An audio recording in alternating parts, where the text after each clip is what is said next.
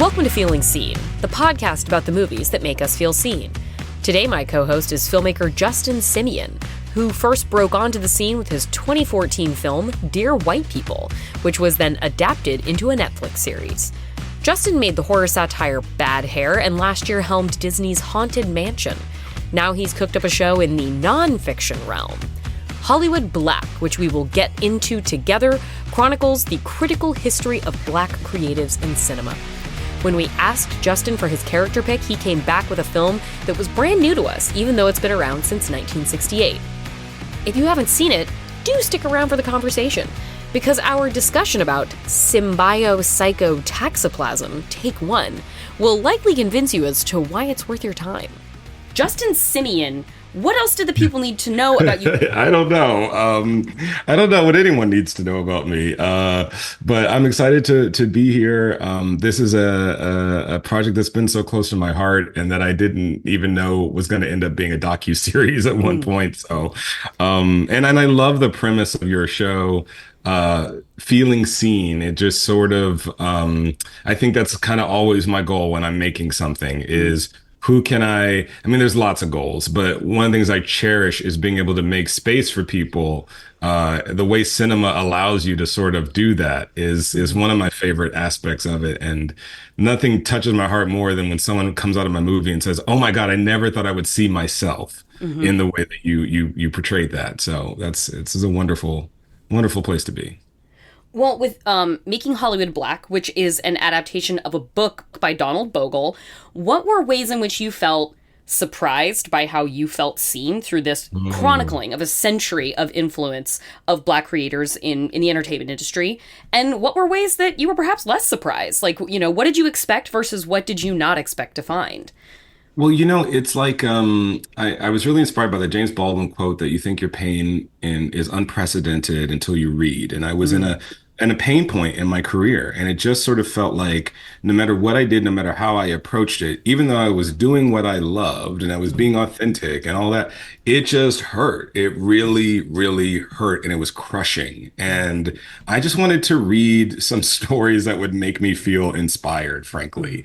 But what Donald does in his books and what we wanted to do in the series is he helped me as a Black person look into lives and look past certain I don't know, cultural mores, let's call them, that would otherwise repel me. So for instance, somebody like Burt Williams, whose image I've seen hundreds of times without knowing his name. This was the first Black superstar in America, but he was also a minstrel. He performed in blackface, and so because the images of him are in blackface, I would just naturally assume, well, there's nothing over there for me. That's horrible for him, but there's nothing that speaks to me about that story. But Donald brings you inside of those stories to the people, and you start to realize, oh my God, this sort of Black genius exists even inside of the most degrading images and archetypes.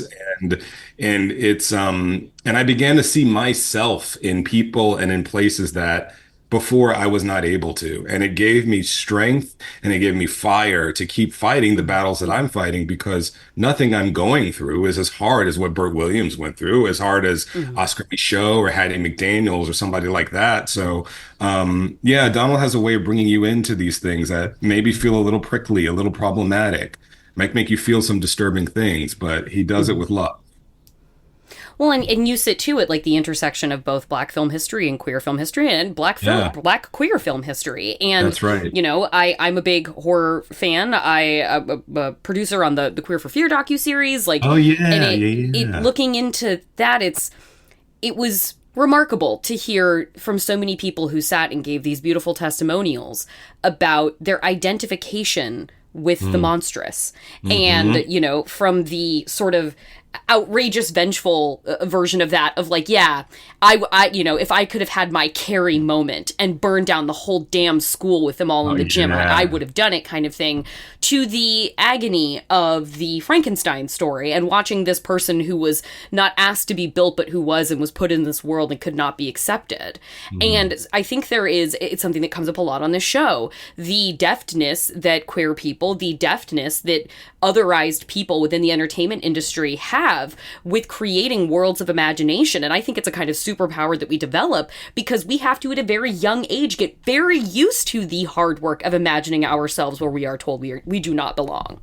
Absolutely. And it's so interesting because, I sit at that intersection and there's so many similarities. Like the thing about queer spirit is that it can't be killed. Even when you legislate against it, even when you say we can't tell stories about it, even all of that, we still show up. We still can identify each other. We still can find ways to signify what we're really about underneath whatever artifice we're operating under. And the same is so true for blackness. Now, blackness is different because you can see blackness coming, most of the times, not all the time, by the way, but most of the times you can see blackness coming. And yet and still, it's very similar. Like, the blackface example of Burt Williams is like, they hid him in all this paint and all this stuff and all these degrading stereotypes. And yet he was signifying to us all kinds of things about liberation and about being the smartest person in the room and humbleness and honesty that the average person doesn't necessarily see in there. So there's so much that I think belongs in the same conversation about both of those experiences. And in the same way, when white people are not even intending to talk about blackness in the movies, we still show up in the same way that queer people show up. It might look like King Kong. It might look like Darth Vader in an all black suit with a black man's voice. And that may not literally be how people are interpreting it, but in the same way as with queer cinema, people have an interesting way of telling on themselves and telling on their forbidden thoughts, even when it's been legislated out of the story. And it's our job on the other side of that to illuminate that for people, to bring more of that to the conscious. Well, and that gets exactly something that I was most captivated by in the character choice that you brought, which is a fascinating and meaty choice for us to dive into. Please tell us who we will be discussing and from what film. So the character I picked is William Greaves, who is actually played by William Greaves in a documentary made by William Greaves. It's called Symbiopsychotaxiplasm. Yes. It's a very long title. Take One, I believe. Is it Take One? Take One. I was about to say it's like only part of it. Of course. Anyway, Terry, your job is that you're the person that is in charge of filming this film being filmed. Right. Okay? Hey, where's the switch on this goddamn thing? Yeah. If sometimes you see us in trouble, then you come and help us out. You know what I mean? But otherwise, if you see cars going by, you can integrate that into the general action if you want to. Or if you see an old lady walking a dog, here's an old lady. Well, I didn't understand. What did you say about who's supposed to be in charge of the actors? I mean, filming the actors? You and I are going to be filming the actors. I mean, the two of us. Don't come into my show. Are going to be filming the actors continuously. You're going to be filming me and the actors, and I'm going to be filming the actors. And Terry is going to be in charge of filming the whole thing, you see. And I'm saying to him that if he sees the two of us in trouble, then he'll come and help us. But essentially, this is 1968, and William Greaves is a big black man. And when I mean that, he is just unmistakable. He's a tall, big man, and he was an actor, so he's got a voice, he's got like a thing about him. And you're watching this documentary of him making a movie that you'll never see, that will never come out. Because the point of that documentary is how people operate in the making of something that they consider super liberal. This is 1968. He's a black director, but most of his crew is white people. And a lot of them are like white film people, who are very sophisticated. They're kind of patting themselves on the back for recognizing. They're really giving off like the mores of the liberals of the day in 1968. Absolutely. And are completely unaware of their own racism and how that is sort of seeping into how they view William Greaves as the director of this project. We were sitting around the other night, and in talking, a few of us, we realized that here is an open-ended film with no plot that we can see, with no end that we can see, an action that we can't follow. We're all intelligent people. The obvious thing is to fill in the blanks, to create for each of our own selves a film that we understand.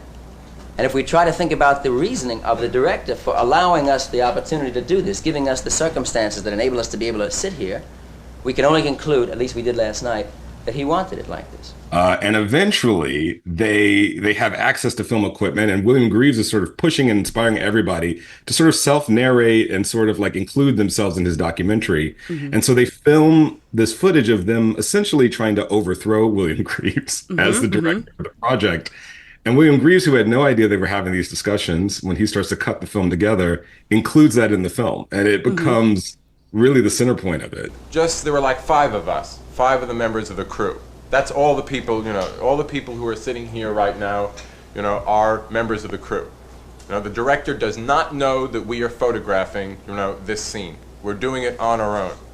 And we were sitting there, and it occurred to us, while we were trying to figure out what the film was about, that we should be filming this. Yeah, he wants us to help him make a film. Because we're really the only people who are in a position so far to be able to comment, about the film, because the director, Bill Greaves, he is so far into, making the film that he has no perspective.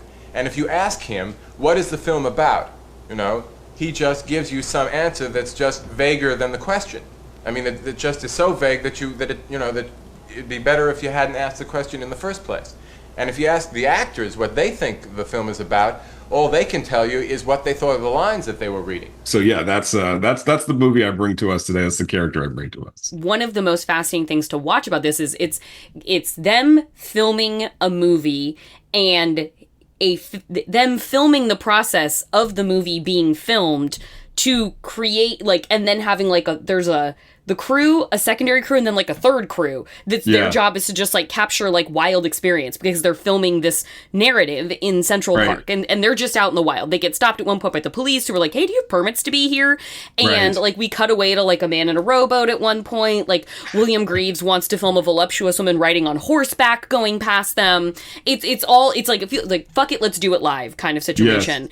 Yes. And as you with his decision to cut in these, they're just sitting in, it feels like a sort of green room somewhere, and the crew is discussing, he doesn't know what he's doing. He's actually a bad director. My problem here is with the script. He's actually a bad actor as well, and you can feel him perform, and they're saying this, you can feel him performing his personality when the cameras are on versus when it's not. And so what he sets up for them to do is expose who they are, and then allow himself to be vulnerable enough to be I'm going to cut in these condemnations of me into the final product of my film, because it is worth unearthing the truth within this experiment, which is a fascinating way to both take control of and cede control as a director. Yes, and it sets a tone for all, in my opinion, what reality TV is in 1968, what it means to produce, because he understood innately that when the camera is on a person, somebody else shows up, some other aspect of their normal everyday personality can't help but sort of come out, and it exposes them in a way that they don't expect. And the other thing he does, and what made me feel so seen by this, and I saw this maybe a few years ago, and I was literally pissed. I was outraged. I'd never seen it before, because it would have saved me so much gaslighting as a film director to have seen it, and he normalized what happens, I think, on every set for everybody, but it has a specific kind of sharpness when you're Black and you're at the head of a production, and then it's in Hollywood. So most of the times, most Black people are going to be heading crews and productions that are filled with people who don't look like them, and who are answering to people who don't look like them. And what he shows in that is the film director is an object of constant projection.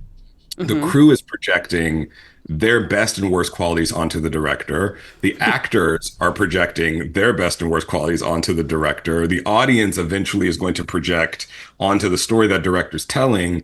Who is that person, and where do they go? Where do they have to go in order to direct everyone? Even though they're at the top of the food chain, supposedly, they're actually the object of everyone. It's just like you said, you have control, but in order to really take control, you have to cede a lot of control as a filmmaker. And it's a very weird and complicated process, and it doesn't feel the way you think it will feel. There is an animosity animosity that you sense is bubbling just below the surface and you're not quite sure where it's coming from. There's a resistance that you feel, but no one will cop to. You just feel all of these things, but no one will say up front what it is that they're doing and how they're operating.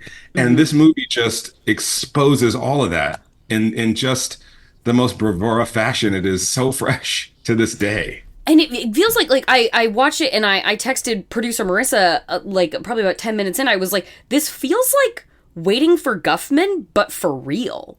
Like there is there's a surface level just sort of like comedy to it where like absolutely because the movie they're making is hilarious in my opinion. The dialogue is so nuts. Like that movie should never come out, and it's hilarious that they're just committing to it, and it's so funny. You don't even have the courtesy to tell me what's going on. I am a woman. And? I am a woman, Freddie. I am not a fool. And if you think I'm going to stand around like some idiot with egg on my face while you play your friggin' games, you've got another thing coming. What? I saw you. I saw you looking at him, and I saw him looking at you. I saw that whole thing. Him? That's right, him. That's right, him. Him. A little faggot that everybody knows all about. Alice, what are you? Some kind of nut? It's almost like watching like a Snatch Game version of Who's Afraid of Virginia Woolf, which is invoked in this movie. Totally. And it's fascinating, like reading, like after watching, I had never seen it before either, so this was my first time watching it, but like reading about William Greaves as I'm watching it and listening to people underestimate him, and then understanding his bio where he's a prolific documentarian. At this point had already put out noted documentaries. He went on to teach for years at the Lee Strasberg Institute. He decamped from the United States to Canada to make and create there because he wanted to get away from, in making his sort of like Baldwin exit from the country to exercise greater creative freedom somewhere else because of the way racism was hampering him here. Like, you read about the intention, the mastery, the bravery, the multi-hyphenate nature of this man's career, and then you watch all these people sell him short and say bad actor, bad director, bad writer, when he is notable in all such capacities. It doubles down on the comedy if you like start to get yourself the backstory as you're watching it happen, the ghastly comedy. That's right. And just the audacity of him to again discover this footage of them saying that about himself and having the mastery of putting it in. Because he gets the last laugh. Because of course they seem like idiots, but also he was unfathomable for his time. I mean, he's still unfathomable. He is a literal Black genius, and even the most well-meaning liberal people who are congratulating themselves for supporting him could not comprehend those two things being in the same vessel. They just couldn't. And he could see that and found a way to humble himself and to humble his ambitions enough to survive as an artist and put these amazing things in the world. Symbiopsychotaxiplasm came out, I think it was the Cannes Film Festival, and they played it completely out of order because they didn't understand what he was trying to do. What must that have been like? He was devastated. He was utterly, because not only was it already difficult what he was trying to pull off, but they didn't even understand it on such a basic level that they didn't even know that they were playing it out of order. And so it actually took much time and much convincing for people to tell William Greaves, no, you really actually did something brilliant here. Like, let's re-release it. Let's like revisit this film, because he had buried it. He was so embarrassed by the way it was showcased. And you just like anytime I felt like slighted or have felt underestimated, which is often, or felt like,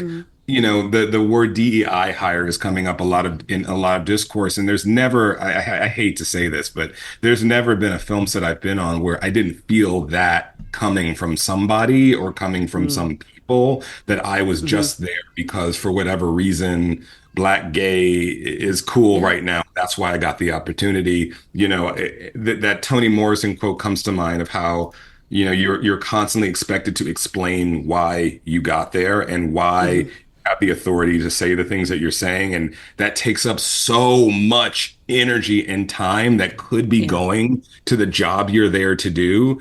I just sort of, I always knew that that was happening, but I was not able to confirm with certainty that that's what was happening until I saw this movie. Well, and it feels like that's kind of part of the terrorism of it, is that it's not like you can hand someone a photo of the thing that happened to you and be like, see? And they're like, you're so right. It's right there. No. It's just like oxygen. It's just like poisoning the oxygen. And you can't show people air. No, and you can't even pinpoint it down to a moment or even to a person. Sometimes it's just something you felt.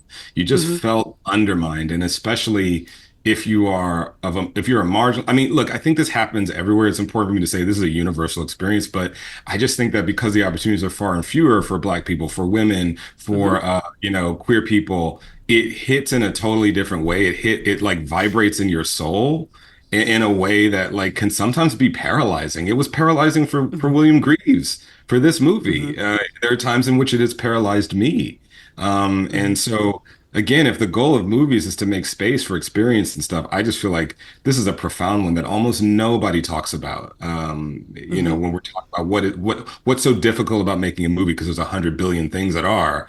No one really talks about this aspect of what happens when the leader is really an object of incredible projection. We are not trying to take the film away from Bill Greaves. No, but just for 2 hours. Disagree. Well, for 2 hours, all right, but he's got the choice to to edit this stuff any way he wants. So we're not, it's not like we've got together to rape the director. Right. I disagree.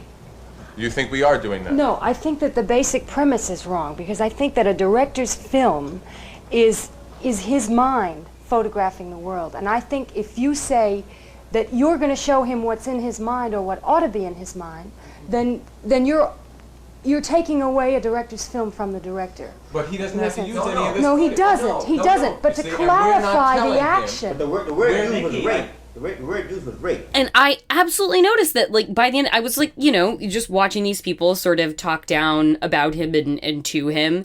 And I was definitely registering that the only two people in those side conversation rooms who were like, he's the director and this is his vision. So if this is his vision, then we have to follow him on that. Like, we have to kind of grant him that grace, because, like, we don't get to tell him what's in his mind. The only two people who were saying things like that were the two women on the crew.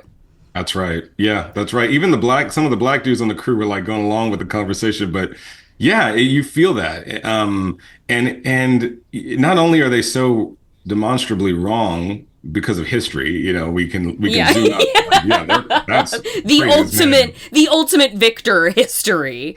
Yeah, but in that moment, like, how do you know they're wrong? It really is confusing. My favorite scene from that movie, there's this moment when Bill Greaves he's just walking. He's just like walking around and kind of talking to himself, which is how you direct a movie, by the way. I don't know any other way. Like, you need time to just walk around and try to figure. He just looks so lost and confused, and his back is turned to the camera, and you're hearing all the things that the people are saying about him, and it's just dissolving as he sort of is just like walking around, unaware of the mutiny that's brewing.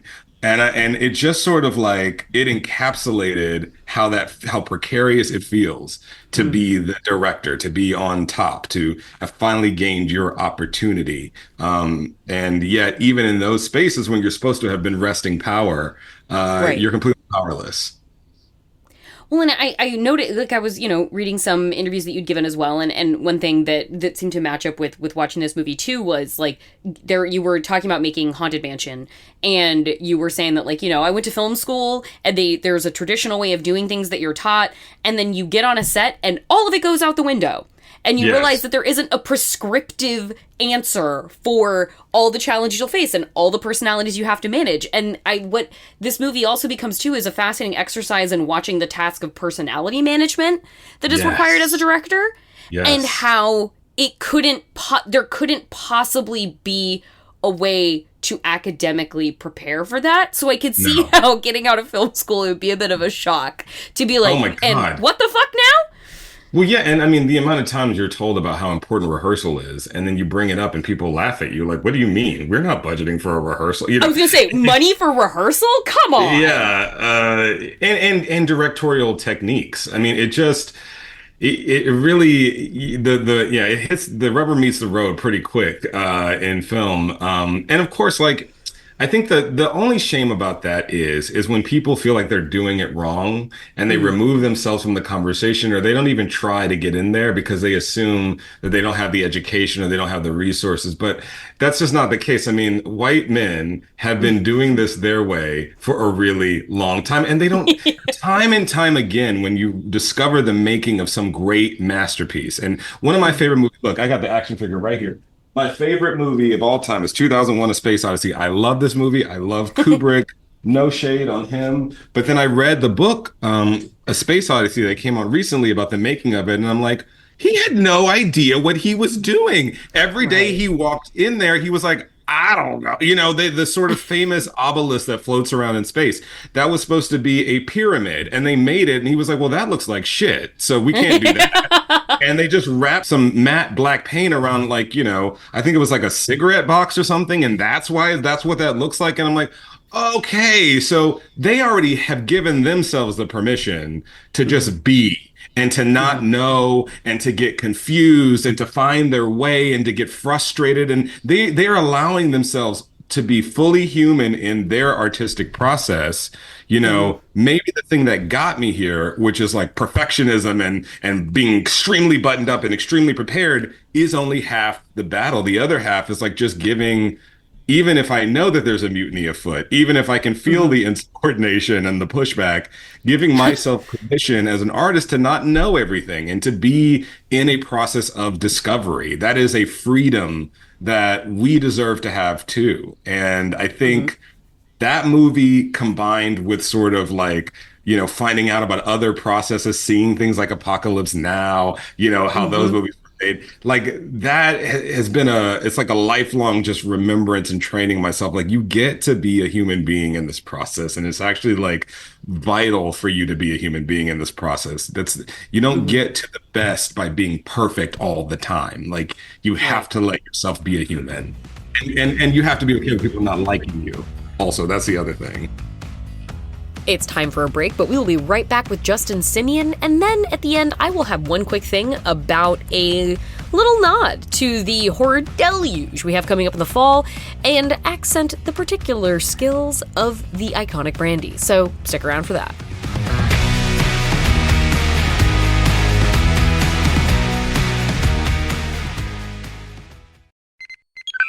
Hey, do you have a favorite episode of Star Trek?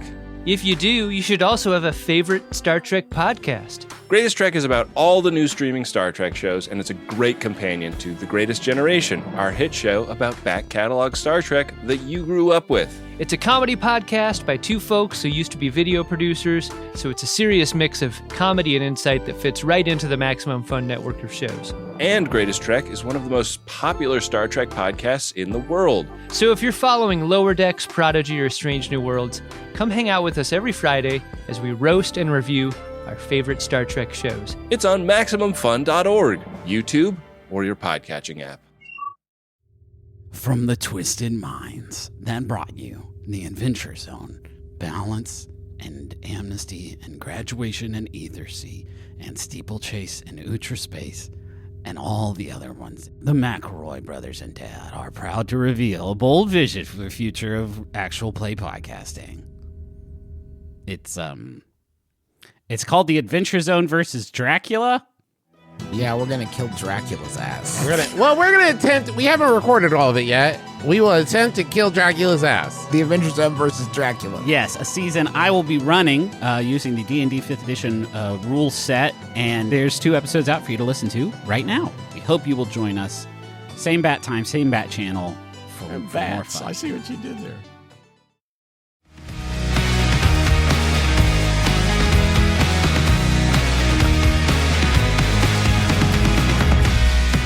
Do you feel like where you're at in your experience, TV, you've done film, you've done docuseries, like you've worked in a lot of mediums, you've worked at like the most independent levels, and you've made the Haunted Mansion for Disney.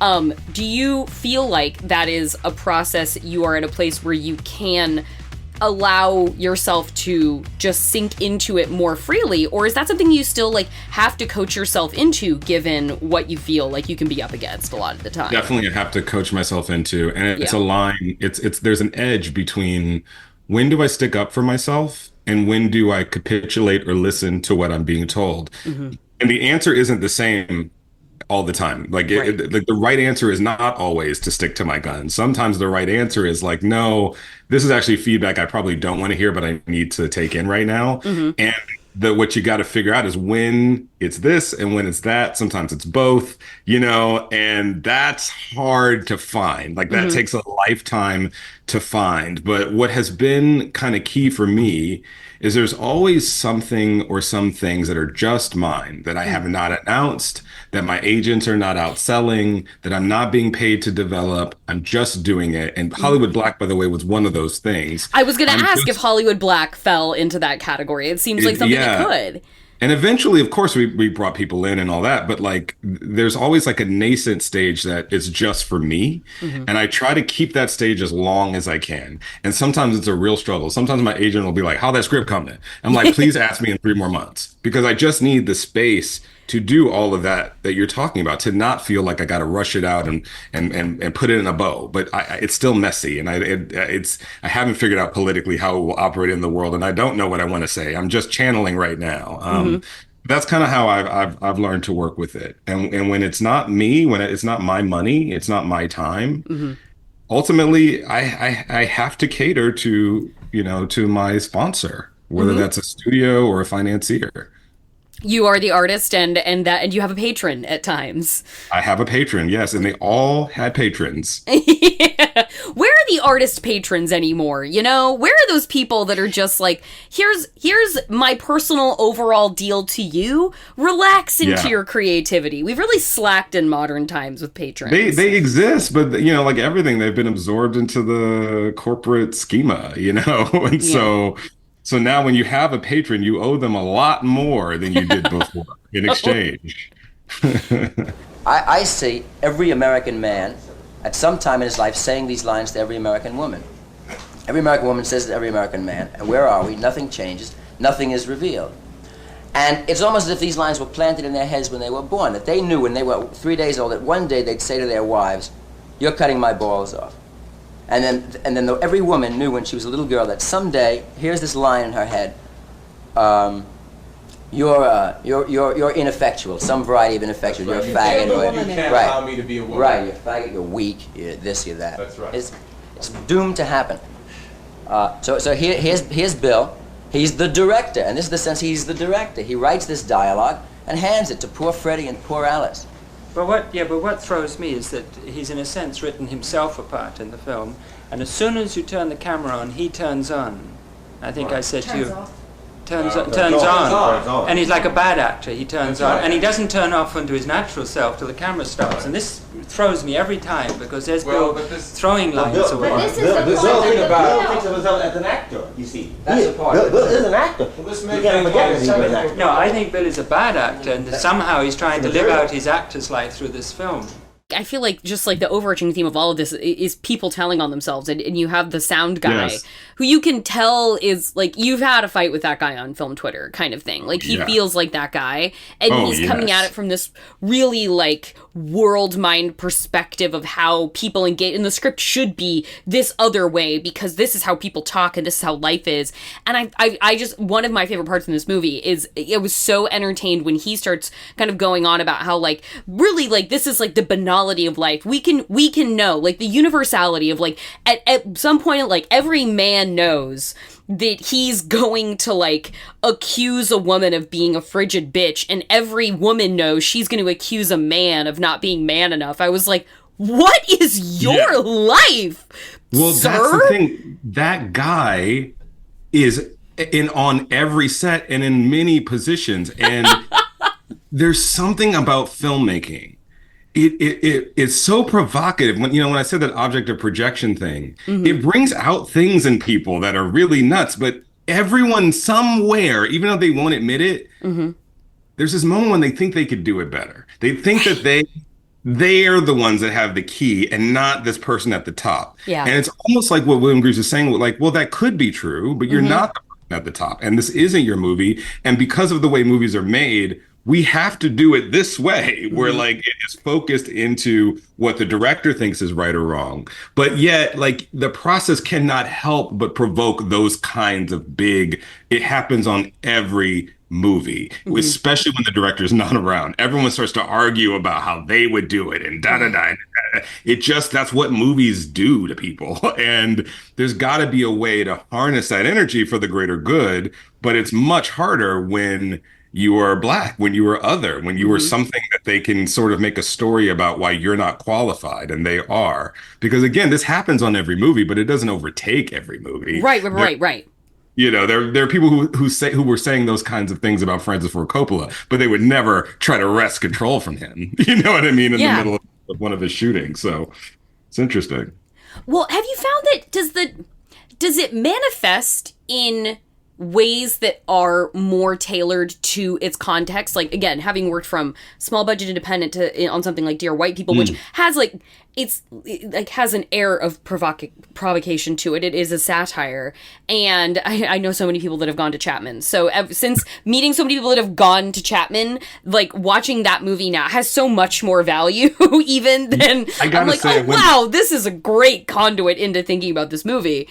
The Chapman Film School specifically. And but does that kind of like, if I'm a kicker and I could have put that 60 yards through the uprights kind of thing, does it take different tones on the scale of something like a Dear White People, for example, or up to something like The Haunted Mansion? Or is it kind of just like, no matter the size of the environment you're in, it manages to matriculate out in the same way? Literally, no matter the size, wow, no matter the subject matter, no matter the budget, there is always that energy. The question is, how protected do I feel? Yeah. And I don't always feel very protected, but I have to say it is everywhere. And it just so happens that maybe the more money that's being spent on it, or if you're like working on a piece of IP, some of those people have a lot of power. Maybe that's the biggest difference, is that on an independent project, like, people always have opinions, but maybe those people don't really have power. They can't like change your editing schedule. They can't demand reshoots, that kind of thing. But they can on bigger projects, but the energy is exactly the same.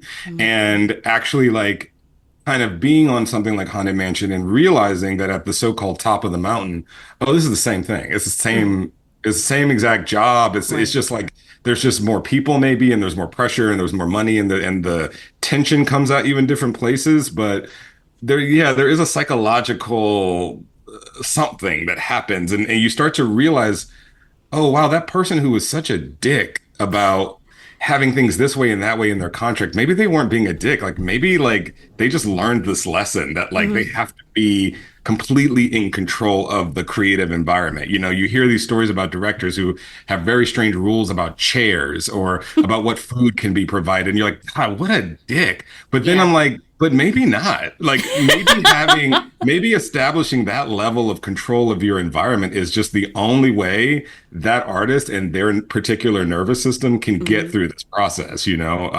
And maybe like, I don't need anything that draconian, but maybe on the next one, I do need to kind of step up and be like, actually, I really would prefer it if you did that and you went through that person and you did, you know, maybe that's okay. Because it actually does have an effect on the project. That's interesting. It's like a proxy show of authority. Yeah, it is. It absolutely is. And if you're like, oh my God, we haven't been sitting on chairs because of this director, maybe we don't have the right to, you know, try and take over other aspects of their process. For me, the push and the pull, though, is that like, I never want people to be too scared to tell me the truth. I never want that. I recognize that everyone's got blind spots, and particularly as an ADHD kid, I can get tunnel vision on certain elements of a production, and I need to depend on certain people to tell me the truth. What I don't love is the power struggle. That part, I'm still always figuring out ways to try to mute that. It's the power struggle. I disagree with me all you want. Maybe call me an idiot, I guess, in private. But let's the roles though need to stay put. There is a reason for the hierarchy on a production like this. Well, and I feel like with Greaves, what you see in the arc of his career is somebody who he took ownership of the means of production in the ways that he could, going to Canada, like working primarily in like underground and independent cinema, and he like was a producer on like one Hollywood title in his career, and otherwise he kind of stayed away from the system. What was your hope in establishing Culture Machine, your shingle, and how has that, you know, in your own seizing of means of production in some capacity, like how does that enable you to work in a way that is more sustainable for you? Like what has the impact of that been? Thank you for asking that. That's a really cool question. I think it's because I recognize that as an artist, like I needed some protection. I needed some foundation. I needed a way to train people, to train a staff, to establish certain practices that I like, don't like, and to not sort of have to be like a leaf floating in the wind, grasping onto whatever is available, but to actually have a way to set my own course, to develop things, to have the ability to create space. I have an amazing team of people, some of whom are on this Zoom, who are essentially like they are developing alongside me and creating projects so that I can create some space and run off and do my own little weird thing that's not going to maybe make anyone any money right now, but I need to do it for my heart and my soul. And now that that's ready, I can come back to that thing. It allows me to sort of do more and create space, protect and create a creative process. And most importantly, and I discovered that I actually enjoy this on Dear White People, the series, do that for other people. Like create something that maybe can one day be a safe haven for other artists who are on the cusp of making something great. They just need the right infrastructure. They just need the right people to protect and believe in them. So that's why Culture Machine.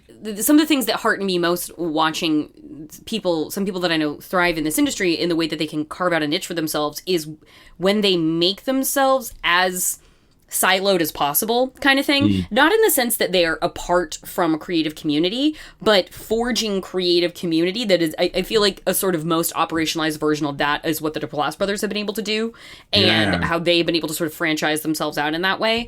And then I think Rustic Films with Benson and Moorhead and their producer Dave Lawson has done a really good job of that as well. And watching these enterprises that are people being like, no, but let's like bring it in-house. 99% of the people I know who are creatives in this industry are like, I just want to make things with the people that I care about, that I love. And it's amazing how hard that is made to be. Well, because we want to be artists, and artists have to exist inside of this capitalist system, but they aren't congruent in a lot of ways. And so these production companies are about sort of helping the artist meet the production cycle in a way that the artist stays protected and the production people, the financing keeps showing up. It is extremely hard to do. And they feel like opposite motivations, to be honest, a lot of the times. But I don't really know any other way. It's sort of like you think about the sponsors. It's like, I think we're all trying to figure out how to be our own patrons, inside the system that can take can steal a lot of your focus. To make something great requires a lot of attention and focus. And I've never actually had this luxury, to be honest. I'm still working towards this luxury. But when all of your focus goes, or so much of it is going to the concerns of capitalism and to money and to audience and to all of these things, you are not as focused on the most important thing, which is the piece of art that you're making, the story that you're telling. And as pure as that can be, the rest of that stuff will come, but it's actually really hard to have a pure process. I've thought so many times, like the intrusive thought I can hardly get rid of is like being like, God, could you imagine how much I imagine how much I could do if I was rich, and not because I could pay for everything, but because I wouldn't have to think about That's absolutely the surviving aspect of it. Just like, not even because I could pay for all these ostentatious things and projects, but just because I wouldn't have the vast majority of my mental real estate be like, okay, but surviving. Yeah, it's wild too, because I was telling you, making Dear White People in an independent space, your brain, you're thinking like, I don't have a set tomorrow. So while I'm shooting today, I have to also be rewriting the scene tomorrow just so that we can make our production day. And on Haunted Mansion, something like that would never come up, of course. But in the vacuum of that space are a whole set of people that I need to meet with and have Zooms with and convince of this or that or whatever. And it's just interesting because it's always the struggle. It's like, how do I clear the plate? Because actually being an artist looks a lot like play sometimes, and it looks a lot like slacking off sometimes. It looks like disassociating sometimes. And people don't get that. And so they fill that vacuum, and so much of it is just like protecting the space to kind of look like you're not doing anything so that you can, get the inspiration or to work something out that only you can really feel or think about while everyone else is running around with their concerns. Yeah, it's tricky. It's tricky and it doesn't quite go away. But I will tell you, money maybe doesn't buy you happiness, but it definitely it can buy you peace of mind if you're not thinking about rent, if you're not thinking about your dinner, if you're not thinking about those kinds of things. It's not even just thinking, it's emotional space. You don't have anxiety about that thing. And so you just have a little bit more room to imagine, It's important. Well, and I guess my sort of wind down question would be to you, like obviously in an age when we are so inundated with information kind of thing, like there's so much to know and it can feel like, obviously we don't know everything, but we have information accessible to us at every turn. I wanted to talk to you about the value of consolidating and packaging the unseen, in Hollywood Black. And I feel like William Greaves is a part of that history.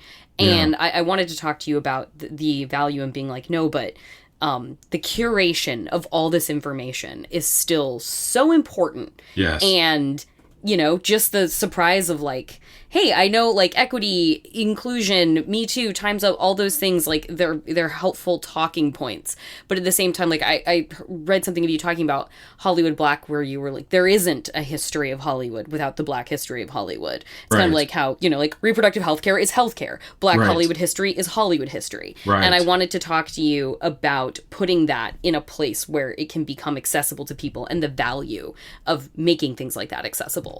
I mean, it felt very important. It was something I reached for that didn't exist. And I was like, well, why doesn't this exist? Why isn't there a docuseries about this? And I made a TikTok about this, about AI, because it's just, there's certain holes in everyone's understanding of Hollywood that actually can be filled if you understand how Black people exist in Hollywood.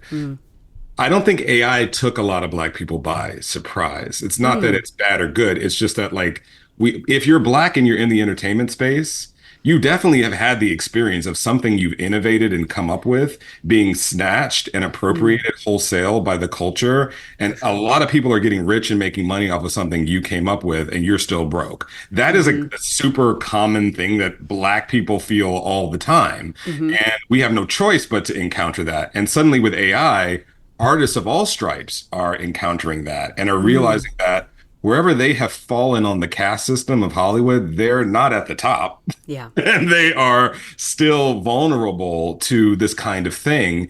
And when you start to learn about this history, you realize, oh, not only did Black people not stop whenever that would happen, we actually found ways to use that to springboard and drive even more innovation, because it was always like, well, what can we do that they can't copy? Became part of, our thoughts when we're innovating and we're coming up with a new, form of expression. And it actually drove some of the most amazing displays of Black genius and Black artistry. And so that's part of what I mean by the history is not just a siloed off, let's be proud of being Black, which we should, and that's great. But this actually, the history of cinema doesn't really make sense unless you have this component. Birth of a Nation was not just a huge success because D.W. Griffith is the genius. It's a huge success because white people loved minstrelsy. They were used to it. Their grandparents grew up on it. Their children watched it. And the idea of plopping down, however much it was then, 5 cents or whatever, to watch a 2-hour movie made a lot more sense to them if it had this other thing in it that comforted them, that was on their freaking syrup, bottles, this minstrelsy thing. King Kong hits a certain way to white people because it's a big black body. There's just these things that like we don't really think about, that we just sort of accept, but they don't really make sense unless we unpack race and blackness and include that as part of the story. And that was certainly the larger point I wanted to make with this. Well, I feel like that is a great bow to put on this, and I thank you so much for helping to unpack a bit of the history that you chronicled in Hollywood Black, and also to unpack a slice of that history even more granularly in Symbio by William Greaves. Thank you, Justin Simien, so much for coming on the pod today. Thank you, Jordan, and thank you for watching it and like. And have like I wasn't able to give an answer until like this morning, and I'm so impressed that you devoured it and devoured like aspects. This was such a great conversation. So thank you so much. It was really a pleasure.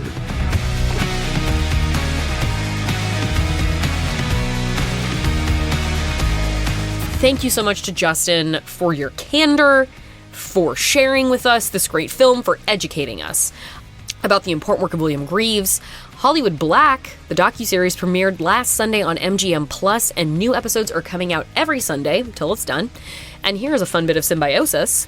If you're in LA and listening to this when it comes out, Symbiopsychotaxiplasm happens to be showing at Vidiot's in Eagle Rock on Monday, August 19th. Boom, look at that.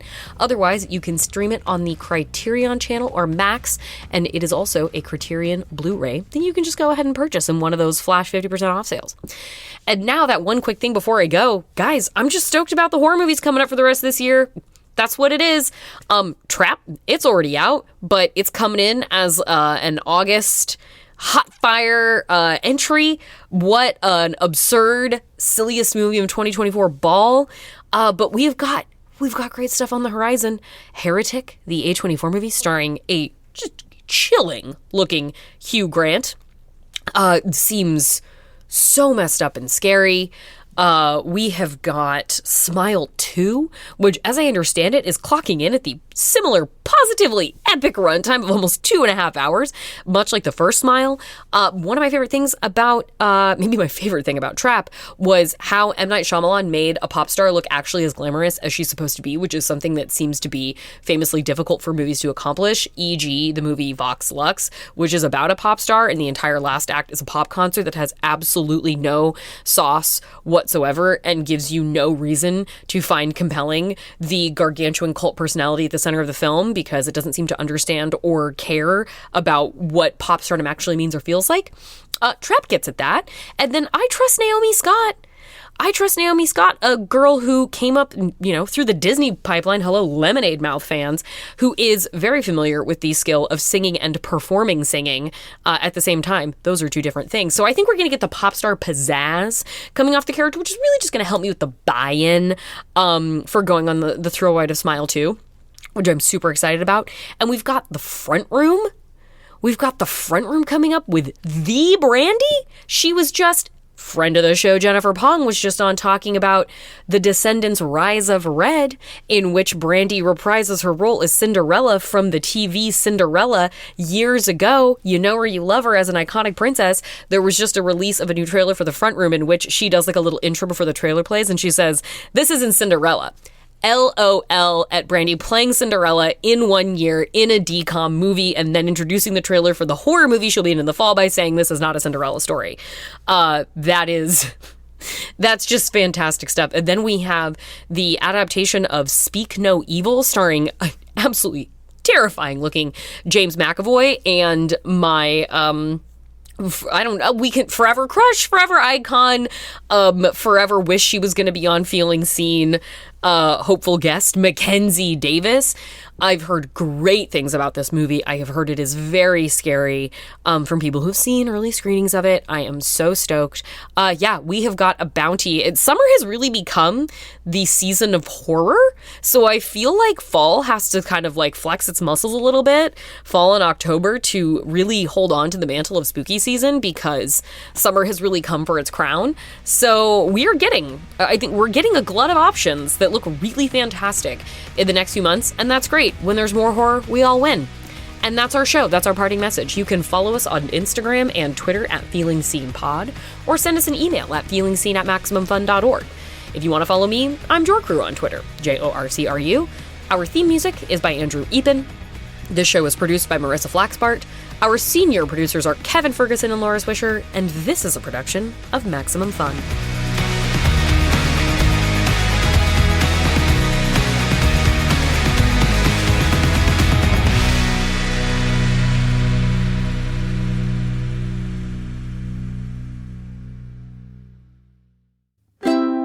Maximum Fun, a worker-owned network of artist-owned shows, supported directly by you.